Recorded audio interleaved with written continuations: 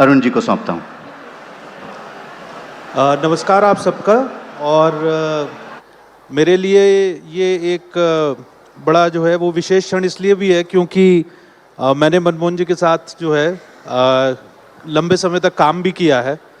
और तो मैं पहले मनमोहन जी का, वैसे तो वो किसी परिचय के मोहताज नहीं है, लेकिन फिर भी मैं एक औपचारिकता के तौर पर उनका परिचय करवा देता हूँ और उसके उपरांत हम लोग भारत की भारतीय अवधारणा इस विषय पर चर्चा करेंगे। मनमोहन जी मूलतः नागपुर के रहने वाले हैं। 1983 में संघ में जो है प्रचारक बने, न्यूक्लियर केमिस्ट्री में डॉक्टरेट हैं और उन्होंने संघ के सह सरकार्यवाह रहे। इससे पहले संघ के अखिल भारतीय प्रचार प्रमुख का दायित्व उनके पास था और कई पुस्तकों का उन्होंने लेखन किया है। हिंदुत्व, भारत की जो भारतीय अवधारणा है उसको लेकर उनकी बहुत सी पुस्तकें, बहुत से आलेख और बहुत से बौद्धिक भी हैं।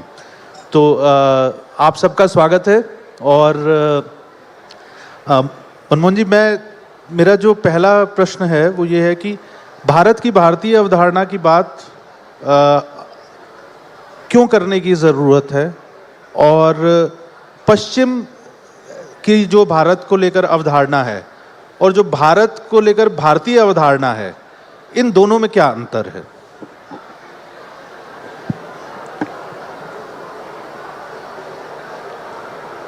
भारत की भारतीय अवधारणा की आवश्यकता इसलिए है कि सैमुअल हंटिंगटन की पुस्तक है हु आर वी, जिसमें उन्होंने कहा है कि एक राष्ट्र समाज के नाते हम कौन हैं, यह जब तक हम तय नहीं करते तब हमारी प्राथमिकताएं दिशा हम तय नहीं कर सकते हैं। रविन्द्रनाथ टैगोर ने अपने स्वदेशी समाज पुस्तक में लिखा है कि सबसे पहले हम जो है वह बनना पड़ेगा। तो हम क्या है उसको पहले जानना पड़ेगा। और दुनिया में ऐसा कोई देश नहीं है जिसके दो नाम हैं। प्रत्येक देश का एक ही नाम है। हमारा अभी भी संभ्रम चल रहा है कि हम इंडिया है, क्या भारत है। भारत के बगल में ब्रह्मदेश नाम का देश है, उसका अंग्रेज़ों ने बर्मा किया। वो स्वाधीन है, उन्होंने अपना म्यांमार किया, बर्मा छोड़ दिया। वो बर्मा दैट इज म्यांमार ऐसा नहीं कहते हैं, एक ही है। तो जब तक हम भारत यानी हम कौन है क्या है यह तय नहीं करते, तब हमारी विदेश नीति, रक्षा नीति, शिक्षा नीति, अर्थनीति हमारे विचार के प्रकाश में नहीं चल सकती है। और इसलिए आज़ादी के बाद भी हम लोग पश्चिम की नकल ही करते रहे हैं। इसलिए 2014 के चुनाव के रिजल्ट के बाद इंग्लैंड के गार्डियन ने अपने संपादकीय में लिखा है कि आज 18 मई 2014 भारत के इतिहास में विशेष रूप से लिखा जाएगा कि आज आखिर भारत से अंग्रेज चले गए। ये इंग्लैंड का पेपर लिख रहा है। इसलिए हमको अगर हमारी दिशा तय करनी है, हमारा दुनिया में रोल क्या है, एक निश्चित रोल है हमारा, उसको अगर हमको करना है, निभाना है, तो हम क्या हैं वह हमें तय करना पड़ेगा। उसके पहले समझना पड़ेगा हम क्या हैं। एक छोटी बात कहकर मेरी बात पूर्ण करूँगा। एक हु शी नाम के चाइनीज़ एम्बेसडर अमेरिका में थे, HUSHIH। उनका एक फेमस कोटेशन है, वो कहते हैं, India conquered and influenced China for more than 20 centuries without having sent a single soldier. एक भी सिपाही भेजे बिना सांस्कृतिक दृष्टि से, आध्यात्मिक विचार से चाइना पर 2000 साल तक भारत का प्रभुत्व रहा। ये चाइना के एम्बेसडर कह रहे हैं। इस भारत को हमको समझना आवश्यक है। आपने जो है सांस्कृतिक पक्ष की बात भी की और भारत की भारतीय अवधारणा को लेकर राष्ट्रीय स्वयंसेवक संघ का 1925 से ही आग्रह रहा है कि भारत को जो है भारत की दृष्टि से देखा जाए। लेकिन जब हम भारत की बतौर राष्ट्र बात करते हैं और खासकर संघ जो है वो राष्ट्र की बात जो है वो संस्कृति के संदर्भ में करता है, तो आपके अनुसार भारत में राष्ट्र का अर्थ क्या है? मतलब क्या यह सिर्फ ज़मीन और सरकार तक सीमित है? जो वेस्ट का नेशन स्टेट का कॉन्सेप्ट है और जो हमारा राष्ट्र का कॉन्सेप्ट है जो है उसके अंदर जो है मूलभूत अंतर क्या है? अच्छा प्रश्न है, क्योंकि शब्दों के अर्थ को समझना बहुत आवश्यक है। ऐसे सिमिलर दो शब्द हैं, रिलीजन और धर्म, दोनों समानार्थी नहीं हैं। दोनों को समानार्थी समझने से ही सारा संभ्रम, कन्फ्यूजन निर्माण हुआ है। रिलीजन ये उपासना पद्धति है, धर्म एकदम अलग है। धर्म नाम के कंसेप्ट ही भारत के बाहर कहीं नहीं है, इसलिए भारत के बाहर किसी भी भाषा में धर्म के लिए सिनोनिमस वर्ड नहीं है। जैसे स्वामी विवेकानंद ने 1893 के शिकागो स्पीच में कहा था कि मुझे यह कहते हुए गर्व हो रहा है कि हमारी संस्कृत भाषा में अंग्रेजी के एक्सक्लूजन के लिए कोई समानार्थी शब्द नहीं है, क्योंकि हम किसी को एक्सक्लूड करते ही नहीं हैं। तो उसी तरह भारत का राष्ट्र, पश्चिम का नेशन, ये अलग अलग हैं। पश्चिम का नेशन ये 16वीं शताब्दी की उपज है। 1000 साल के चर्च के थियोक्रेटिक स्टेट के प्रतिक्रिया में वहाँ पर स्टेट आधारित नेशनलिज्म का उदय हुआ, इसलिए वहाँ राष्ट्रवाद आया, नेशन कंसेप्ट आई। भारत में राष्ट्र का उल्लेख ऋग्वेद काल से है, वो राज्याधारित नहीं है। अंग्रेज़ों के पहले सारे भारत में एक शासक नहीं था, एक राजा नहीं था, अनेक राजा थे, उनके शासन प्रणाली अलग अलग थी, परंतु समाज एक था, पीपल वर वन। और पीपल, समाज को जोड़ने वाला तत्व भारत का जीवन दृष्टिकोण, वे ऑफ लाइफ था, जिसका आधार अध्यात्म, spirituality based way of life, that is what connects us all together and gives an identity, ये समझना आवश्यक है। तो भारत का राष्ट्र, पश्चिम का नेशन, ये समान अर्थ नहीं है। समाज, पीपल आर द नेशन, इसी को स्वदेशी समाज में रविन्द्रनाथ टैगोर ने कहा है, welfare state was never Indian tradition. परंपरा से भारत में judiciary, foreign affairs, defence, security, ये केवल 4 डिपार्टमेंट राजा के कंट्रोल में थे। बाकी health, education, commerce, trade, industry, मंदिर, मेला, संगीत, नाटक, कला, यात्रा, इन सब के समाज की अपनी व्यवस्थाएं थी। इसके लिए ट्रेजरी से धन आता नहीं था। उन्होंने व्याख्या दी है, वह समाज यानी राष्ट्र जो अपनी आवश्यकताओं के लिए राज्य पर कम से कम डिपेंडेंट है, वो स्वदेशी समाज है। जैसे एक खंभे पर खड़ा तंबू है, वह खंभा टूटते ही तंबू ज़मीन पर आ जाता है, परंतु 4-5 खंभों पर खड़ा तंबू है, एक खंभा टूटता है, तंबू खड़ा ही रहेगा और टूटे खंभे को अंदर से ठीक करने की सुविधा रहेगी। ऐसी व्यवस्था भारत में थी। इसलिए भारत में परकियों का आक्रमण हुआ, राजा पराजित हुए, परकियों का शासन भी रहा, परंतु राष्ट्र, भारत का समाज हमेशा अपराजित रहा है। ये भारत की विशेषता है। देखिए, मैं दर्शकों से एक आग्रह करना चाहता हूँ, जैसे एक मंच पर बोलने का प्रोटोकॉल होता है, वैसे ही एक सुनने का भी प्रोटोकॉल होता है। तो जो लोग बीच में खड़े हुए हैं, अगर वो सुरक्षा की दृष्टि से नहीं खड़े हैं तो वो बैठ जाएं, और जिस समय मनमोहन जी बोल रहे हैं उस समय अगर आप मूवमेंट ना करें तो बहुत अच्छा रहेगा। तो ये मेरा आग्रह है आपसे।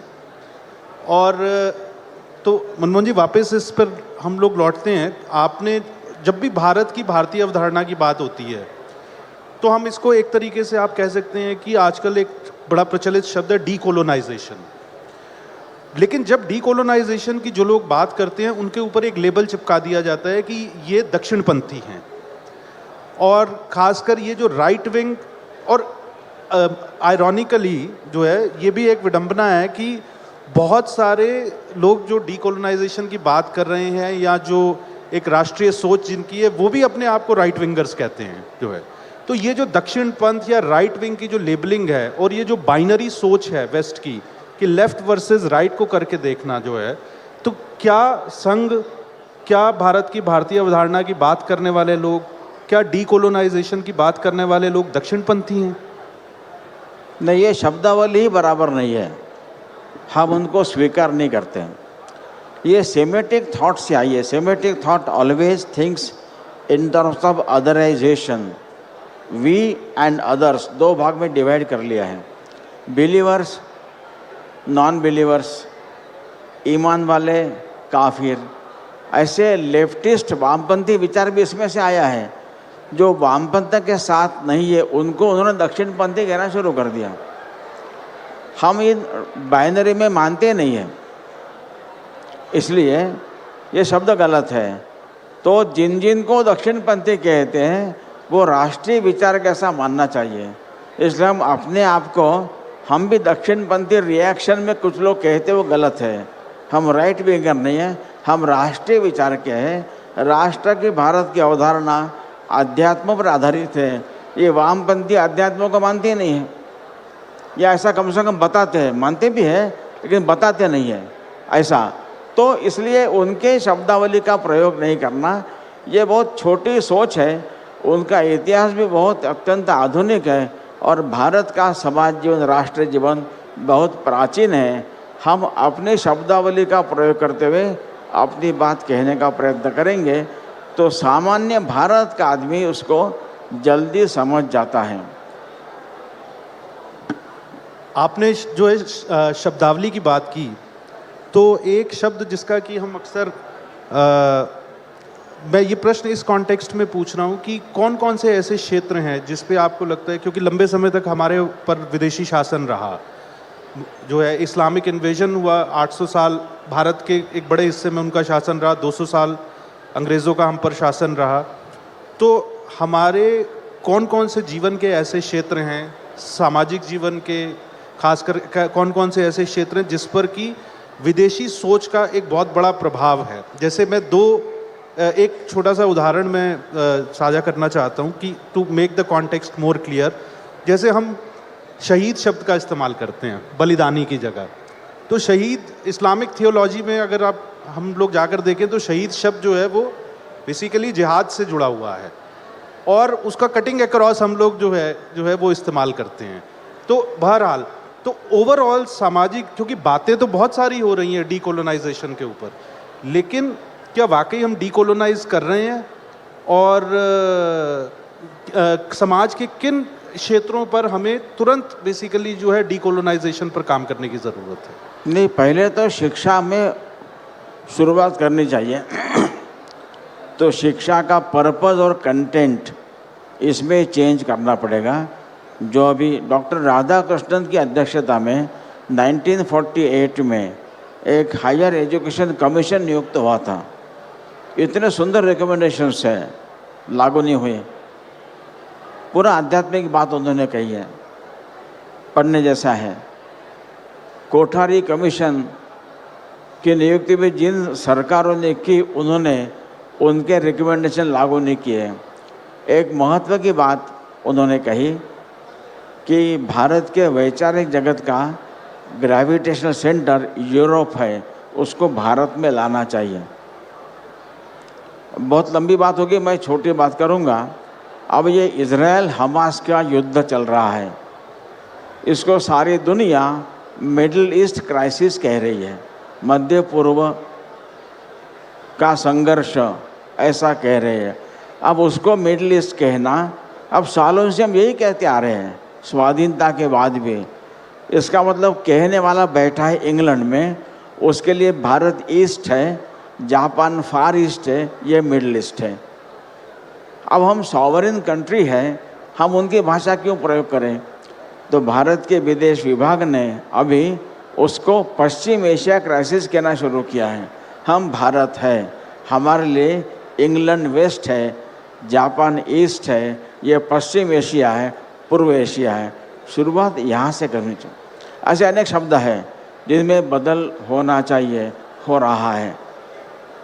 इंडियन पिनल कोड बना, भारतीय दंड संहिता, उनको तो यहाँ राज ही करना था, रूल करना था, दंडित ही करना था।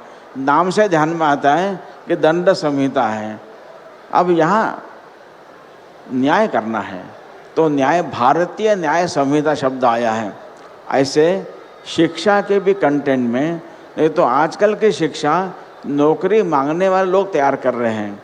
एक ने बड़ा सुंदर बात कही, they are educated to remain unemployed, ऐसा कहा है। अंग्रेज़ों के पहले भारत में जॉब्स कोई करते नहीं थे, नौकरी करते नहीं थे। भारत उद्योग प्रधान देश था। हमको सिखाया गया भारत कृषि प्रधान देश है। खेती अच्छी थी, प्रधान उद्योग था, क्योंकि वर्ल्ड ट्रेड में भारत का शेयर हाईएस्ट ईस्वी सन 1 से 1700 तक मोर देन 33% था, जबकि अमेरिका यूरोप मिलाकर 2% से कम था। तो दुनिया भर में हम अनाज कभी बेचा नहीं है, अनाज खाया है, खिलाया है, चीज़ों के लेन देन में उसका प्रयोग किया है, बार्टर। यहाँ चमड़ा उद्योग उत्तम था, यहाँ मेटलर्जी अच्छी थी, स्टील अच्छा बना, पोलाद अच्छा बना, कांसा बना, पीतल बना, यहाँ इत्र बना, कपड़ा उद्योग था। ये सब उद्योग घरों में होते थे, इसलिए भारत का वर्णन उद्योग प्रधान है। पहले राष्ट्रपति डॉक्टर राजेंद्र प्रसाद का सोमनाथ मंदिर के प्राण प्रतिष्ठा के समय का 11 मई 1951 का भाषण है। उन्होंने ये बात कही है कि भारत जगत का औद्योगिक केंद्र था, भारत का निर्यात अधिक था, आयात कम था। ये हम सिखा नहीं रहे, उस दिशा में जा नहीं रहे। We are creating more and more educated unemployed people. ये सारा बदलना आवश्यक है। एक भारत की भारतीय अवधारणा के साथ एक बड़ा इंटरेस्टिंग फ्रेज जो है वो जोड़ा जाता है, और ख़ासकर भारत की छवि को लेकर, यूनिटी इन डाइवर्सिटी। लेकिन संघ में जो है, और आपने भी कई जगह जो है वो लिखा भी है और कहा भी है कि यूनिटी इन डाइवर्सिटी नहीं, यूनिटी ऑफ डाइवर्सिटी जो है वो हमें इस्तेमाल करना चाहिए। तो ये क्या फ़र्क है यूनिटी इन डाइवर्सिटी और क्यों यूनिटी ऑफ डाइवर्सिटी भारत की भारतीय अवधारणा से कैसे जुड़ा है? ये थोड़ा अलग अर्थ में कहूँगा। मैं इम्फाल गया था, एक छात्रों के बीच कार्यक्रम था। मेरे पहले एक वक्ता ने मेरा परिचय कराया, कहा कि India is a country of diverse cultures. अब ये मैंने पहली बार नहीं सुना था, अनेक बार सुना है। पहली बार ये बात मुझे खटकी, ये सही नहीं है। मेरी बारी आई तो मैंने कहा कि इन्होंने कहा वो सही नहीं है, सब लोग चौंक गए, आप में से बने लोग चौंक गए होंगे। तो मैंने कहा सही बात यह है कि India has a culture that celebrates diversity. तो सब बच्चों ने तालियां बजाई। तो हमारे कल्चर एक है, डाइवर्स कल्चर्स नहीं है। कल्चर संस्कृति का आधार अध्यात्म है, सेलिब्रेशन डाइवर्स है, और डाइवर्सिटी को सेलिब्रेट करने की दृष्टि संस्कार भारत में रहा है। यूनिफॉर्मिटी वैसे भी नैसर्गिक नहीं है, तो डाइवर्सिटी रहेगी, इनके भीतर रही अंडरलाइंग एकता को देखने की दृष्टि भारत की रही है। ये महत्व की बात है। इसलिए स्वदेशी समाज में रविन्द्रनाथ टैगोर का एक सुंदर कोटेशन है। वो कहते हैं कि अनेकता में एकता देखना और विविधता में ऐक्य प्रस्थापित करना, यही भारत का अंतर्निहित धर्म है। भारत विविधता को भेद नहीं मानता और पराय को दुश्मन नहीं समझता। इसलिए नए मानव समूह के संघात से लोगों का आना जाना होगा, हम भयभीत नहीं होंगे। उनकी विशेषताओं को पहचान कर विदाउट डिस्ट्रॉइंग देम उनको साथ लेने की विलक्षण क्षमता भारत रखता है। आगे कहते हैं, इसलिए भारत में ये 1906 का उनका ऐसे है, इसलिए भारत में हिंदू, मुसलमान, बुद्ध, ईसाई परस्पर लड़ते भी दिखेंगे, फिर वे परस्पर लड़कर यहाँ मर नहीं जाएंगे, वे एक सामंजस्य स्थापित करेंगे ही। यह सामंजस्य अहिंदू नहीं होगा, वह होगा विशेष भाव से हिंदू। ये भारत की विशेषता है। तो डाइवर्स फॉर्म के भीतर रही एकता, क्योंकि एक ही अनेक रूप में मैनिफेस्ट हुआ है। ईशावास्यम इदम सर्वम यत्किंच जगत्याम जगत, यही भारत का विचार है। ये दृष्टि मिलती है तो हम विविधता को सेलिब्रेट कर सकते हैं। जी, मेरा अंतिम प्रश्न है कि आजकल कोई भी चर्चा हो और जेनजी के बारे में बात ना हो, जो हमारा युवा वर्ग है, तो आज का जो युवा है वो एक वैश्वीकरण और बड़ी तेज़ी से जो है वो बदलती हुई तकनीक के दौर में जी रहा है।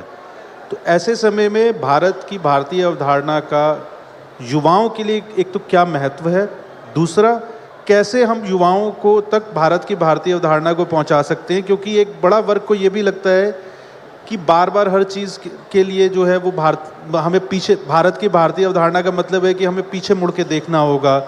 जो पुराने फ्रेमवर्क्स हैं, जो जिन्हें कि रिग्रेसिव फ्रेमवर्क्स जो है, जो कई बार कहा जाता है सामान्य भाषा में, तो हमें वो एडेयर करना होगा। मॉडर्निटी नहीं है, पुरातनपंथी है ये भारत की भारतीय अवधारणा जो है। तो इस संदर्भ में आप क्या ट्रेंड्स इमर्ज होते हुए देख रहे हैं, क्योंकि एक तरफ भजन क्लबिंग और 31 दिसंबर पे पार्टी करने के बजाय तीर्थ स्थानों पर जो है इतनी बड़ी संख्या में युवाओं का जाना, एक ये भी ट्रेंड बेसिकली इमर्ज हो रहा है। तो ओवरऑल आप युवाओं की दृष्टि से जो है वो आप इसको कैसे देखते हैं और आपका क्या संदेश है उनके लिए?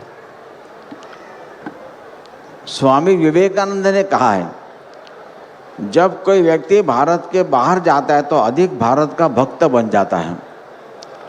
मैं 1992 में अमेरिका गया था संघ के काम से। उस ज़माने में IIM, IIT के सब लोग उधर ही आते थे। India today, times of India पढ़कर जाते थे। लेकिन वहाँ के यूनिवर्सिटी में सारे दुनिया भर के छात्र आते थे। ये इंडिया से आए हैं पूछकर उनको वो उपनिषद, गीता, गांधी के बारे में पूछते थे, उसको पता ही नहीं होता था।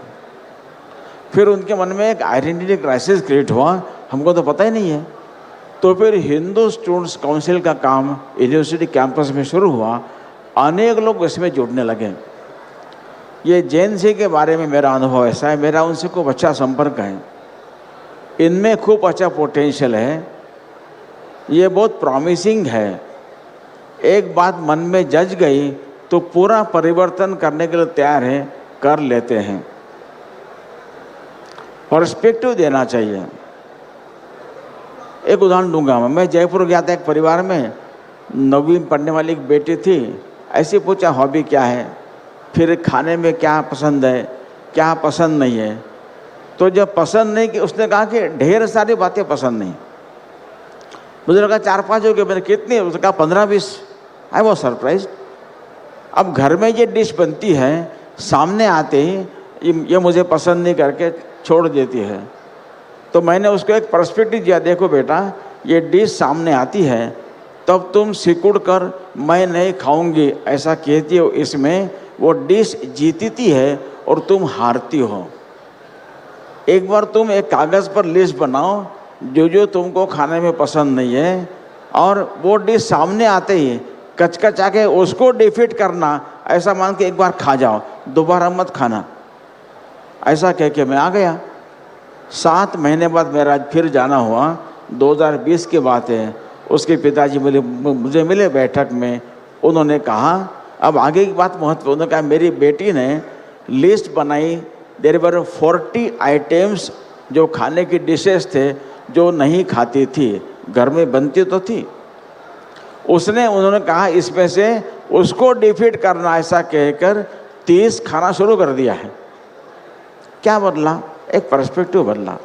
इन तरुण पीढ़ी से मेरा संबंध ऐसा है कि मैं उनको जब बोलता हूँ 2 बातें टालता हूँ, 1 बात करता हूँ। टालता क्या हूँ? उनको मैं उपदेश नहीं करता हूँ, और हमारे ज़माने में हम क्या करते थे वो नहीं बताता हूँ। तो अधिक देर तक मेरे साथ बैठते हैं। उनको मैं प्रश्न पूछने के लिए खूब स्कोप देता हूँ, प्रोवोक करता हूँ, कुछ भी पूछो, any question under the sky on the earth. पहली बार उनके प्रश्नों से उनका मन ध्यान में आता है, एंड उनको जब सही उत्तर मिलते हैं खूब चेंज होता है। देशभक्ति, अनुशासन, ये सारी बातें उनमें आ सकती है। उनसे ये डायलॉग होना चाहिए। तो भारत का भविष्य इनके हाथ में ही है। एक बात ध्यान में रखना है, इनके जीन्स में हमारे संस्कार अध्यात्म ही है, उस पर विश्वास करना चाहिए। तर्क ठीक बता दें और उनको कन्विंस करने का प्रयत्न न करें, प्रश्न पूछने दें। क्योंकि ये ज़माना कैसा है, पहले के ज़माना ऐसा था, माँ पिताजी ने कहा ऐसा करो वैसा करो, कर लेते थे।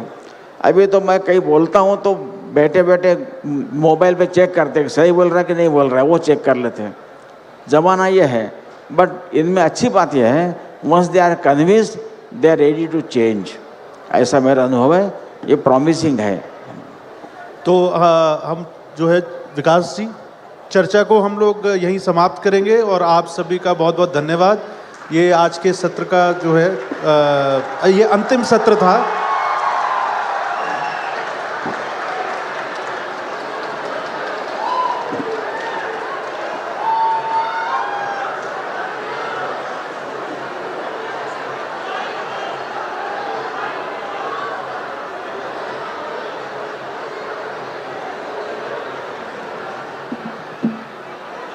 अब हम शब्दोत्सव 2026 के समापन सत्र के सम्मान समारोह की ओर बढ़ते हैं।